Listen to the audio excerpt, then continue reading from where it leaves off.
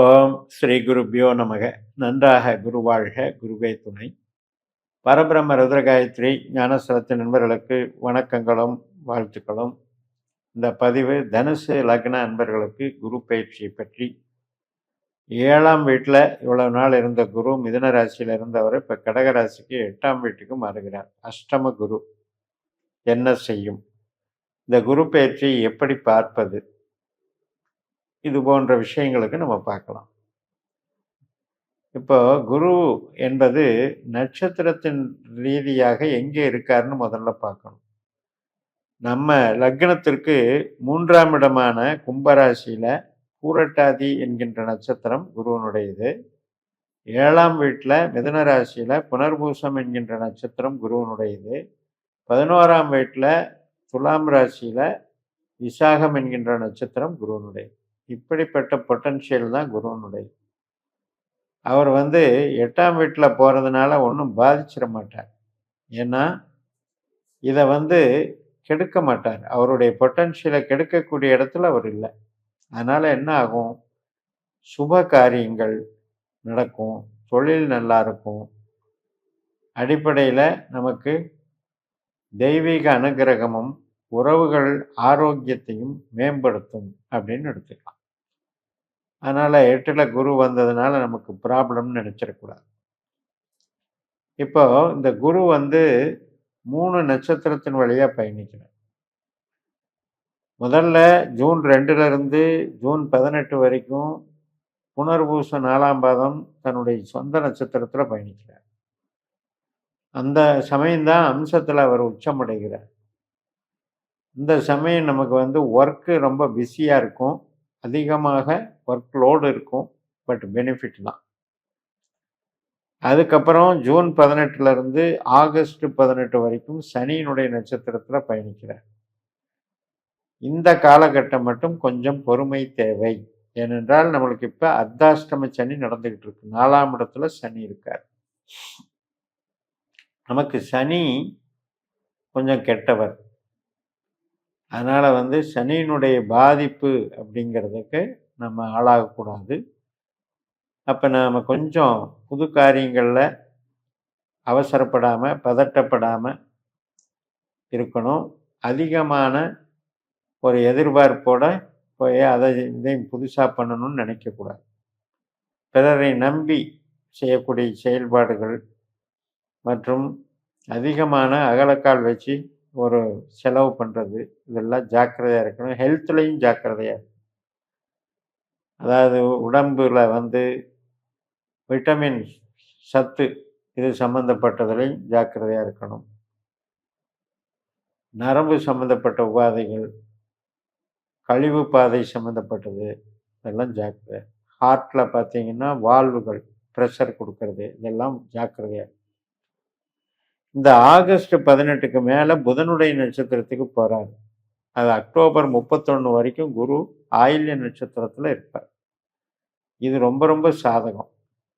தொழில் பலம், partnership development, புதுசாக அக்ரிமெண்ட்டு மற்றும் அனைத்து விதமான ஒரு தொழில் வளர்ச்சியை கொடுத்துருவோம். ப்ரொமோஷன் தடையா ப்ரொமோஷன் கிடைச்சிடும். அப்போ குரு புதனை போல செயல்படுகிறாருன்னு எடுத்துக்கணும். இப்போ இதில் யார் குரு பயிற்சி இப்படி பார்க்கணும் அப்படின்னா, உங்களுக்கு நடக்கிற திசா புத்தி அந்தரத்தில் யாருக்கெல்லாம் குரு சம்மந்தப்பட்டிருக்காரோ அவங்க பார்த்தா போதும். மற்றவர்களுக்கு இதுக்கு சம்மந்தம் இல்லை. அப்போ இந்த புதன் நம்ம ஜாதகத்தில் கெட்டிருக்காரான்னு பார்க்கணும். புதன் ப்ராப்ளமேட்டிக்காக இருக்காரா அப்படின்னு பார்த்தோம். புதன் கெடவில்லை என்றால் நமக்கு சாதகம்தான், நல்ல பலனை தருவார்.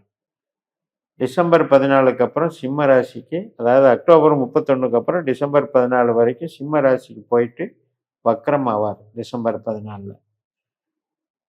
அதை விட்டுட்டு இப்போ நம்ம இந்த 3 நட்சத்திரத்தை மட்டும் பலன் பார்த்தோம் அப்படின்னா, ஒர்க்குக்கு பரவாயில்ல, பெருசாக பாதிப்பு இல்லை.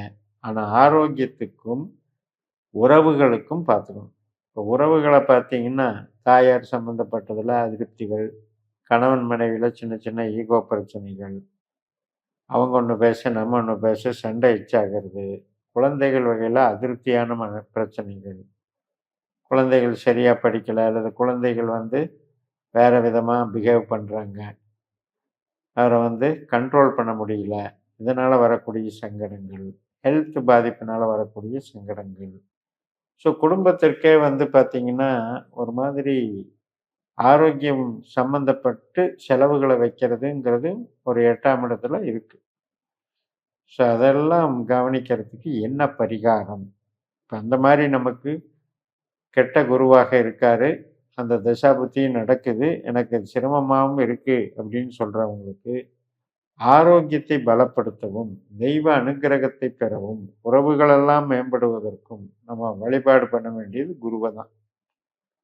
புனர்பூசம், விசாகம், பூரட்டாதி இந்த 3 நட்சத்திர நாட்களில் தட்சிணாமூர்த்தி வழிபாடு பண்ணலாம், திருச்செந்தூர் முருகனை வழிபாடு பண்ணலாம், குபேரனை வழிபாடு பண்ணலாம். இன்னும் சொல்லப்போனால் தனிப்பட்டு பார்க்க போனால் புனர்பூசத்தில் தட்சிணாமூர்த்தியை வழிபாடு பண்ணலாம், விசாகத்தில் திருச்செந்தூர் முருகனை வழிபாடு பண்ணலாம், பூரட்டாதி நட்சத்திரத்தில் குபேரனை வழிபாடு பண்ணலாம்.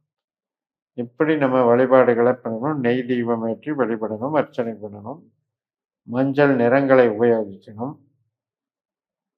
குருமார்கள் போய் தரிசனம் பண்ணணும், குருமார்கள்கிட்ட ஆசீர்வாதம் வாங்கணும், குரு மடாலயங்களுக்கு போகணும், சித்தர்களின் ஜீவசமாதியில் போய் தியானம் பண்ணணும்.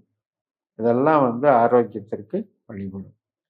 இப்போ உங்களுக்கு வந்து வேறு திசை நடக்குது, வேறு புத்தி நடக்குது, வேறு அந்தரம், வேறு கிரகத்தினுடைய அந்தரம் நடக்குதுன்னா இதை இந்த இந்த பயிற்சியை வச்சு நான் சொல்கிற பலனை வந்து நீங்கள் கம்பேர் பண்ணவே வேண்டாம். எல்லாமே அவரவர்களுக்கு உண்டான திசாபுத்தி ரீதியாகத்தான் இந்த கோச்சாரம் செயல்படுகிறது. கோச்சாரம்னா என்ன? கோள் சாரம். ஒரு ராசியில் இருக்கிற நட்சத்திரத்தின்படி அந்த கிரக வந்து நட்சத்திர தொடர்பை ஏற்படுத்திக்குது. அந்த நட்சத்திரம் நமக்கு சாதக நட்சத்திரமா பாதக நட்சத்திரமா நம்ம ஜாதகப்படி அவர் நல்லவரா கெட்டவரான்னு பார்க்கணும் ஒழிய மொத்தத்தில் வந்து கெட்ட கிரகம் நல்ல கிரகம்னு எதுவும் இல்லை. அப்போ அடிப்படையில் நமக்கு தெரிய வேண்டிய விஷயம், எந்தெந்த கிரகம் நமக்கு 8-12 உட்காருது. 4, 8, 12 ஆகாத ஸ்தானம். பொதுவாக தனுசுல இருக்கவங்களுக்கு மீனத்துக்கும் கடகத்துக்கும் விருச்சிகத்துக்கும் ஒத்து போகாது. அது ஏன் ஒத்து போகலைன்னா அது வந்து பஞ்சபூதத்தில் பகையாகுது. நம்மளது நெருப்பு ராசி, அது நேர் ராசி. அப்போ அந்த 4ஆம் இடத்துல 8ஆம் இடத்துல 12ஆம் இடத்துல பிறக்கும் போதே கிரகங்கள் இருக்குது, அது தசாபுத்தி நடத்துதுங்கும் போது பிரச்சனை கொடுக்கத்தான் செய்யும். இதெல்லாம் பரிசீலனை பண்ணிட்டு தான் நம்ம குரு பயிற்சி பலனில் நம்ம லிங்க் பண்ணணும். அப்படி பார்க்கும்போது இப்போ ஒரு அந்த 2 மாதத்தில் சனி நட்சத்திரத்தில் போகிற குரு சனியை போல் கொஞ்சம் அவஸ்தை கொடுக்குறாரு. குரு நட்சத்திரத்தில் போகிற குரு ஓரளவுக்கு உழைப்பை கொடுத்துட்றாரு. அதே புதன் நட்சத்திரத்தில் போகிற குரு நம்ம ஜாதகத்தில் புதன் நல்லா இருந்திருக்காரு அப்படின்னா நமக்கு தொழில் பலத்தை கொடுக்குறாரு. இதுதான் இங்கே சூட்சுமம் பலன்கள். அதுக்கு தகுந்த வழிபாடுகள், பிரார்த்தனைகள், பரிகாரங்கள் என்று சொல்லி நிறைவு செய்கிறேன். இந்த சேனலை சப்ஸ்கிரைப் பண்ணி ஷேர் பண்ணுங்கள். உங்கள் தனிப்பட்ட ஜாதக பலாபலன்களை என்னுடைய வாட்ஸ்அப் நம்பரில் தொடர்பு கொண்டு பலன் பெறுங்கள். உங்களிடமிருந்து விடைபெறுகிறேன். உங்கள் JMS. நன்றி, வணக்கம்.